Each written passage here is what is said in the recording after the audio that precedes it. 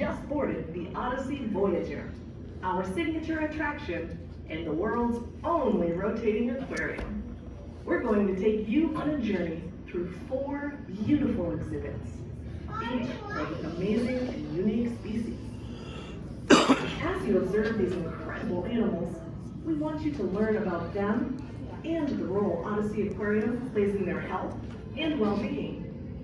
And who better to teach you about these animals than the people that care for them every single day, our own animal care specialists. It's just about time to launch into some fun. So sit back, relax, and enjoy your journey aboard the Odyssey Voyager. Alrighty, everyone, do me one last favor. Reach over that left shoulder, grab that seatbelt, pull it over on your right side, buckle it in. Seatbelt. On the right side, your imagination, because we don't have seatbelts on this ride. Wait, so this way we don't have Alrighty, have fun. We'll see you when you get back.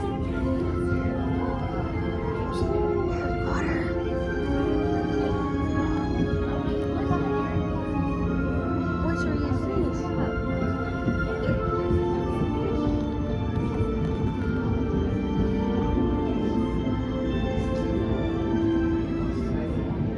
Hi everyone, Jess here again.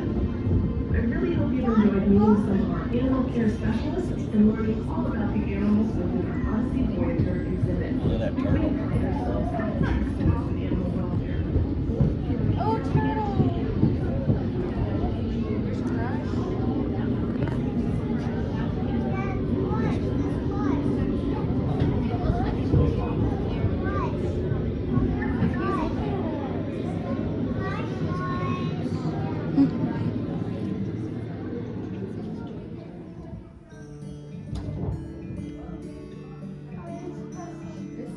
Hello, Odyssey Voyagers, and welcome to the first exhibit on your journey.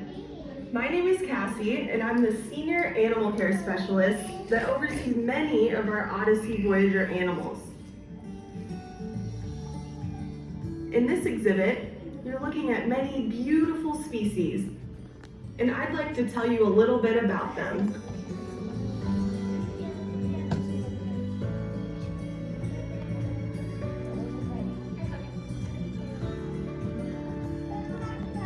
Can you see the largest animal in the exhibit?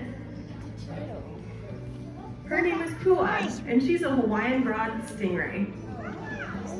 This species of ray is found in the Hawaiian Islands in Taiwan and can grow to have a wingspan of 5 feet across. Despite her intimidating size, she is extremely gentle and smart. She's very fond of scuba divers, and we swim with her often. It's made it very easy for us to build a close relationship with her. She's even learned behaviors that help with her health care, like swimming into a stretcher so that we can gently lift her to the surface to have our animal health team easily examine her for checkups. That's one big stretcher. Throughout the exhibit, you'll see 2 species of sea turtle, green and loggerhead. They are all rescued turtles that were severely injured and in need of a forever home. And let me tell you, they all have extremely different personalities. The green sea turtles love a good back scratch and can often be found scratching those itches by wedging themselves underneath the rockwork. And if we provide the scratch on those shells, also known as a carapace, we use our #1 go-to tool, a toilet brush.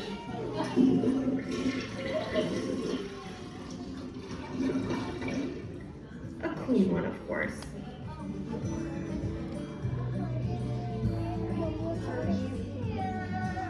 While the greens love those scratches, the loggerheads love their beauty rest and can often be found nuzzled up against the rock structures or on the sandy bottom for a nap, holding their breath for up to 4 hours.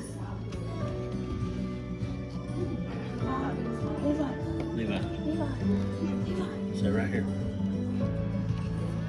Sit down, Levi. No. Levi, come here. Green sea turtle Erica was found stranded on a beach in November of 2011. Erica weighed only 30 grams at the time of her rescue, the same weight as a light bulb. She was found with damage to her shell, both rear flippers, and one front flipper, most likely caused by a predator. Erica was recovered and rehabilitated by a rescue facility in Texas. Due to the severity of her injuries, she was deemed non-releasable by the U.S. government, but has found her forever home with Odyssey Aquarium.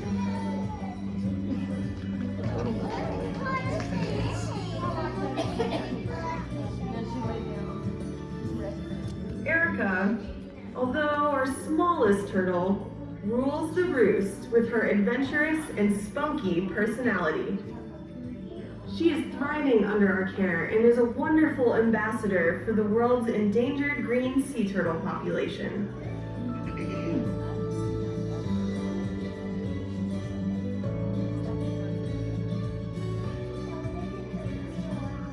And with that, it's time to visit your next exhibit. Thanks for spending some time with me and learning about these turtly awesome animals.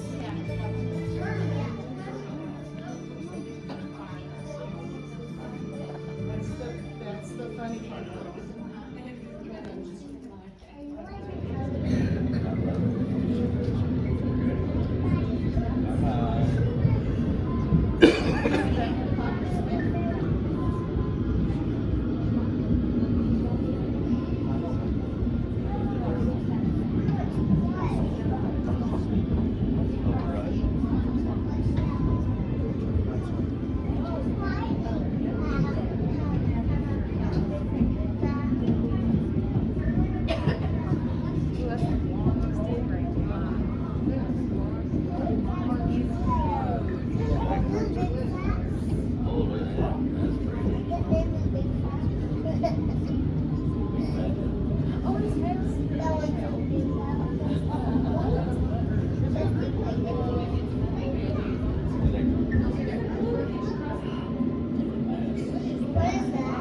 That's a shark.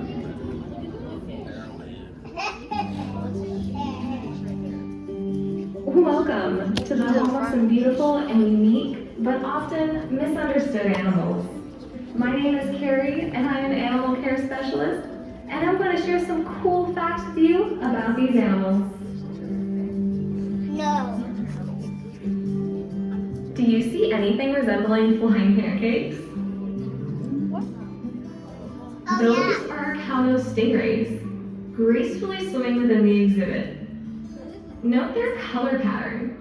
They have a type of protective camouflage known as counter shading, in which their top side is darker than their underside. Can you spot the largest fish in this exhibit? I'll give you a hint. They're usually found quite still near the bottom of the exhibit and kind of look like they have frowns on their faces. It's our two species of groupers, Queensland and Goliath. Right now, they weigh about 200 pounds each, but they can grow upwards of 800 pounds when fully grown. That's the size of a motorcycle, or even a small car, like a Mini Cooper, or should we say, Mini Grouper.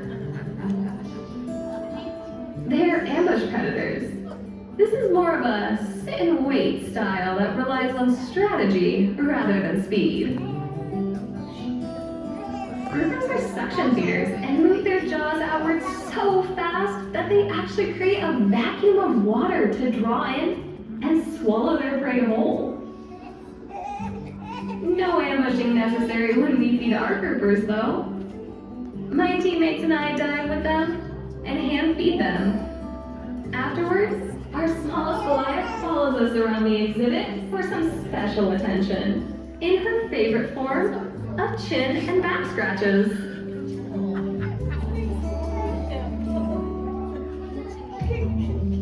Our groupers can make a low-pitched, reverberating boom that sounds and feels kind of like a bass drum.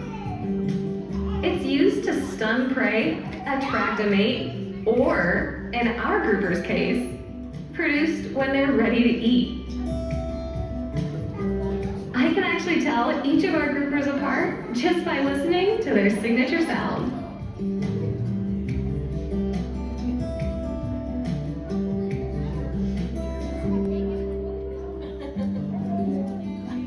If you're really lucky, you might catch a sighting of our green moray eel, who often gets a bad reputation because of the way she repeatedly opens and closes her mouth, showing off those sharp teeth.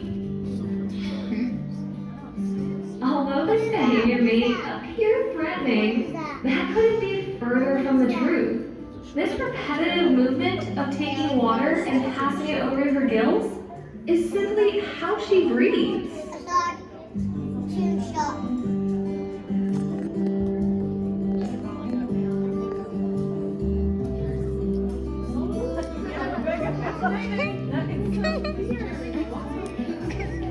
Did you know that a green moray eel is actually brown?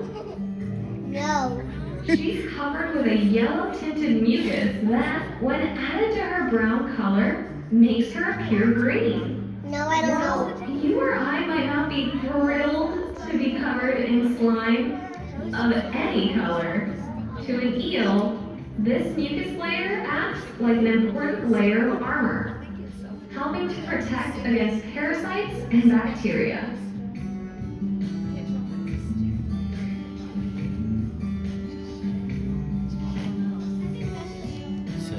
I hope you found these unique animals very interesting. Enjoy the rest of your voyage.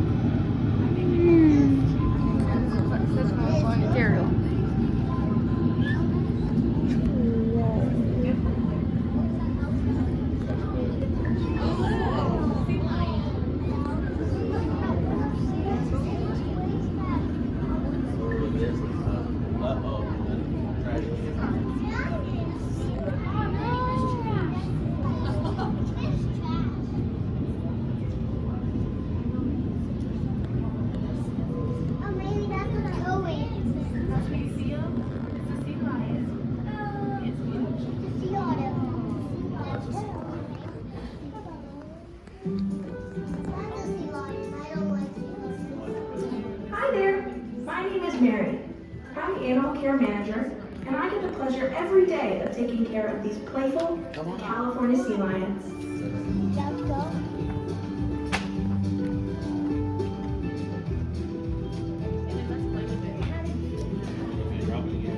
Sea lions are highly social animals that can be found in large groups called colonies. They're called sea lions because of their loud roar they produce. That's the sound I make when I'm on the tour. Sea lions use vocalization for many different reasons and can make sounds That's the sound I make whenever I'm on and the below the toilet. water. For example, during breeding season, males bark continually to establish territories.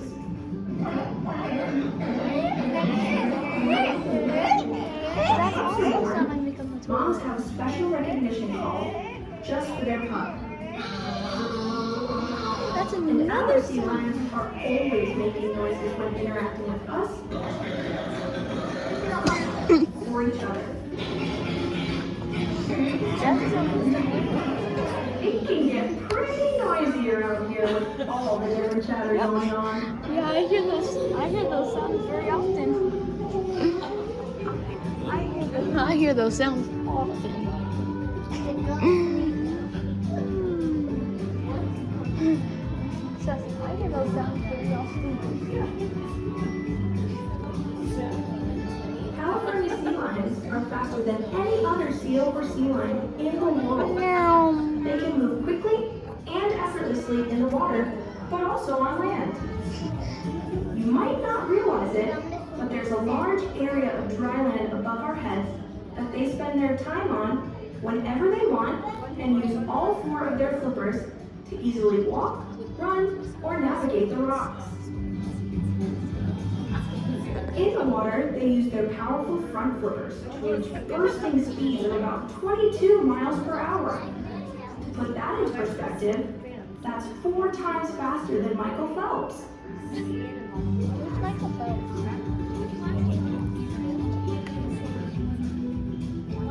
He's making that up.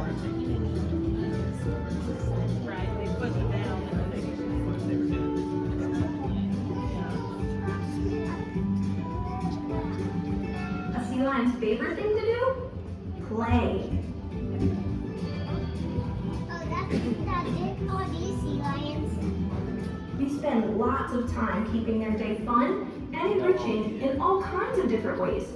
Just like you mix it up when you have fun.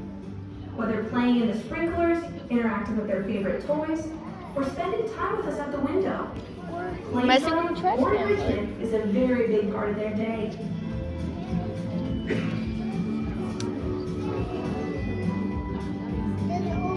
If I hold on to it, we're about to move.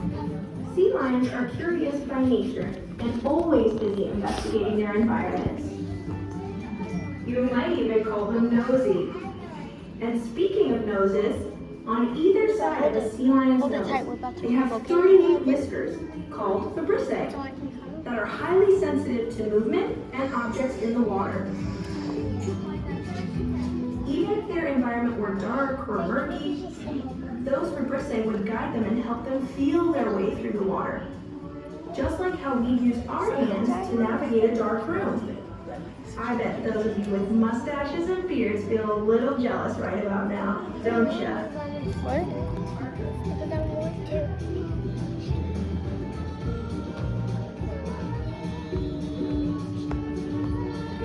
We're already 17. Hey, look, I got the same book. Spending time with our sea lions is one of the best parts of my day. As a matter of fact, I'm off to do that right now. See you later. Sit down. It's about to move. You have to. You have to. See, sit down. You got it. You're gonna get in trouble if I.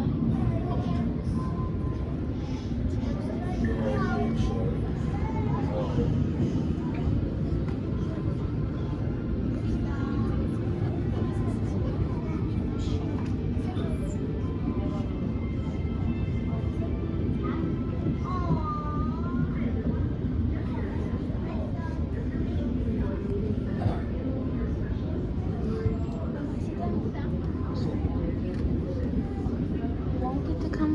We won't. We'll get kicked out. No, we won't. We're gonna get in trouble.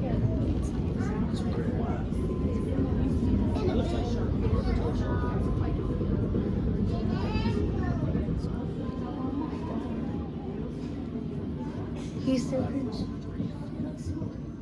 How do you know we almost done?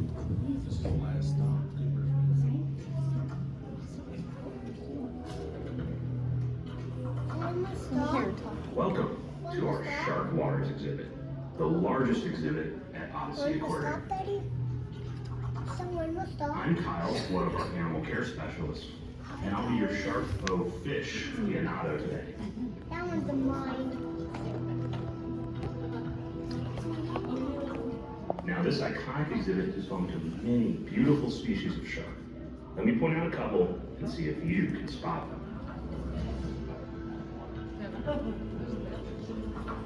One of my personal favorites are the sand tigers. They have those very toothy smiles. These sharks are the only species on the planet that go to the surface of the water to gulp air, which they store in their stomachs. This helps them float silently and stealthily through the water. And if they want to be a little less buoyant, they just let out a little air in the form of a very shark-sized burp. The noise that my daddy makes at night.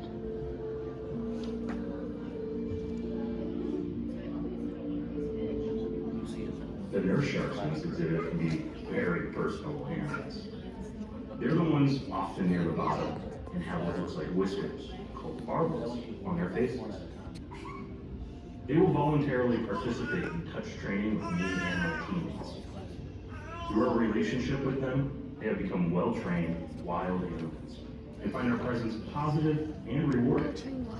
Some a little more than others. One has become known as quite the lap shark by the way she swims into our arms and parks her 300-pound self right on our laps.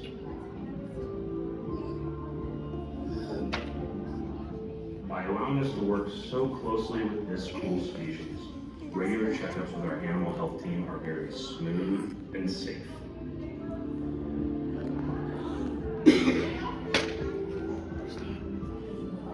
It's quite impressive to get to observe firsthand how intelligent sharks really are. In fact, each shark species can identify their own target when it's feeding them. A target is a designated colored or shaped tool that identifies a specific location for a shark to go to. When it's time to feed the sharks, each species finds their specific target and hover nearby, waiting for their food.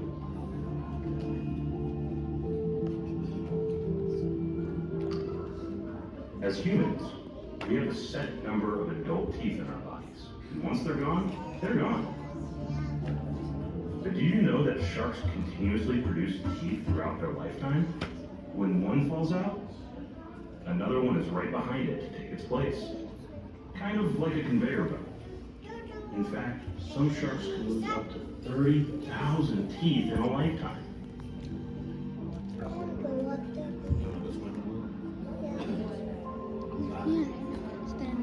Sharks have been roaming the Earth's oceans for around 450 million years. This is due to some amazing adaptations that allow them to remain top predators of their watery world. One of their coolest features is called the ampullae of Lorenzini.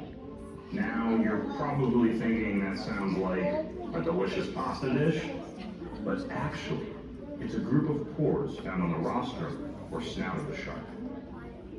These pores act as electroreceptors and detect even the slightest of electrical fields generated by prey or movement in the water. This is just one of the many adaptations that make sharks top predators of the sea.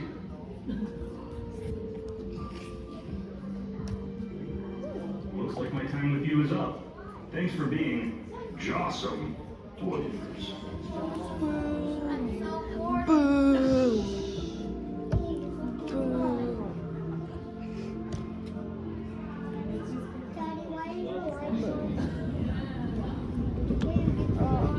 I agree with Brady. That was corny.